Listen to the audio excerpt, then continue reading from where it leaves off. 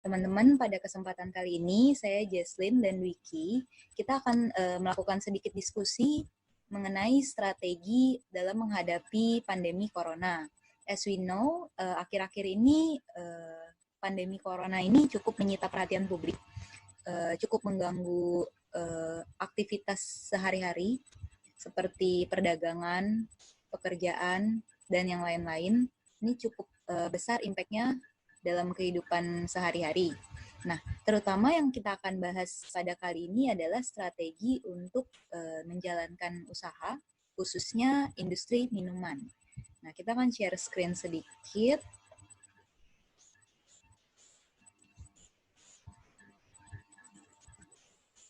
Pandemi corona ini menyebabkan beberapa hal, terutama ada penekanan-penekanan pressure dari sisi global. Nah, kalau kita lihat di sini ada 3 poin. Yang pertama, karena dimulai dari China, virusnya ini, China mengalami slowdown yang menyebabkan pelemahan permintaan akan barang, kemudian juga mengganggu supply chains.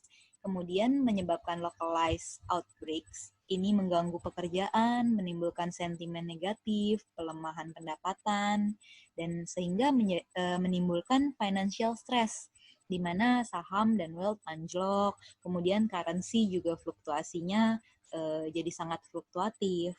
Nah, di balik dari pandemi corona ini, sebenarnya secara khusus dari industri minuman, itu ada fakta menarik, di mana kalau kita lihat di sini, Kementerian Perindustrian itu mencatat sumbangan industri makanan dan minuman kepada PDB mencapai 34,95% pada kuartal 3 di tahun 2017. Kalau dirupiahkan itu setara dengan 27,92 triliun untuk penanaman modal dalam negeri. Nah, dari sini kita bisa lihat bahwa sebenarnya industri minuman ini cukup mengambil tempat yang lumayan besar dalam industri manufaktur. Nah, kalau kita lihat di tahun 2018, justru ada peningkatan sebesar 23,44%, di mana hal ini menurut analisa kami, industri minuman cukup berkembang dan cukup diminati oleh masyarakat luas. Nah, kemudian ini kita juga ada data ukuran pasar global dari industri minuman yang kita lihat dari tahun ke tahun dia mengalami kenaikan. Nah, di sini kita juga ada data untuk minuman yang berkafein dan minuman yang nol alkohol. Di sini kita menarik kesimpulan bahwa dari tahun ke tahun industri minuman mengalami peningkatan yang cukup signifikan, yang cukup stabil. Setiap tahunnya ada, konsisten, dan hal ini membuktikan bahwa sebenarnya industri minuman ini cukup berkembang. Tapi di balik dari situasi pandemi corona ini, memang terjadi beberapa hal yang menghambat industri minuman, seperti turunnya permintaan akan industri minuman, seperti di kota Surabaya mulai turun 26%, kemudian di Bali juga turun 18%, diikuti dengan kota-kota lainnya. Nah, kali ini kita akan membahas strategi untuk menghadapi pandemi dari virus corona ini, terutama untuk industri minuman. Kali ini kita akan berdiskusi dengan Wiki. Wiki, boleh dibantu untuk strategi menghadapi pandemi untuk industri minuman ini? Oke, untuk strategi menghadapi situasi pandemi untuk industri minuman di situasi COVID-19 ini, sebenarnya secara umum nggak beda jauh dengan strategi pada industri lain yang di bidang food and beverage. Nah, berikut adalah strateginya dalam industri minuman, sehingga dapat digunakan sebagai pengganti platform pengantaran secara makanan secara online melalui aplikasi Gojek online, yang dimana kita tahu pada COVID-19 ini semua orang akan lebih banyak waktu di rumah dan mengurangi aktivitasnya di luar rumah. Maka dari itu pemindahan dari penjualan konvensional untuk pada minuman ke e-commerce itu akan jauh lebih baik. Yang kedua, yaitu melakukan ulasan baik dan tanggung jawab sosial pada perusahaan, di mana CSR dapat dilakukan dengan memberikan bantuan langsung berupa pemberian sembako, masker, hand sanitizer kepada para pekerja harian seperti pengemudi taksi, ojek online, pekerja bangunan, dan juga petugas kebersihan. Hal ini dilakukan untuk menyesuaikan dengan skala usaha yang besar itu mungkin seperti yang tadi saya jabarkan, untuk yang kecil mungkin seperti hal-hal kecil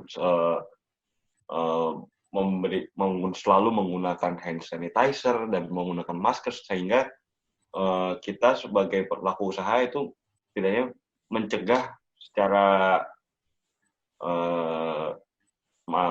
secara individu untuk mengamankan virus tersebut tersebar melalui kita dari konsumen atau dari kita ke konsumen. Yang ketiga yaitu meningkatkan promosi dan menerapkan pembayaran digital. Promosi akan dilakukan dengan menggunakan perantara media sosial secara aktif dan terus-menerus. Semakin banyak iklan dan promosi yang ditampilkan akan semakin tinggi kesempatan untuk meraih perhatian dari konsumen. Nah, sebenarnya pada poin ketiga ini itu sangat berkaitan erat dengan poin pertama, yaitu melakukan e-commerce, di mana promosi ini pastinya dilakukan pada platform digital yang ordernya nanti akan dilakukan pada e-commerce tersebut. Selanjutnya,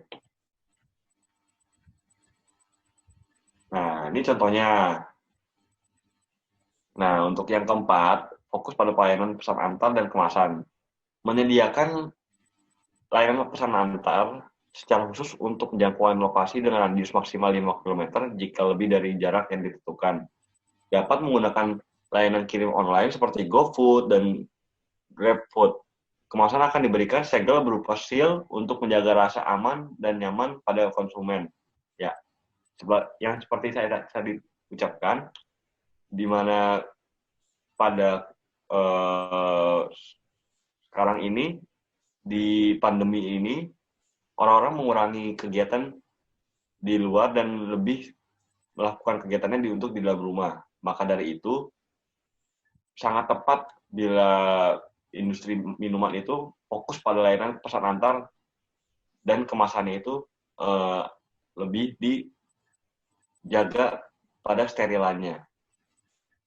Hal itu akan membuat kepercayaan konsumen akan tinggi pada produk tersebut.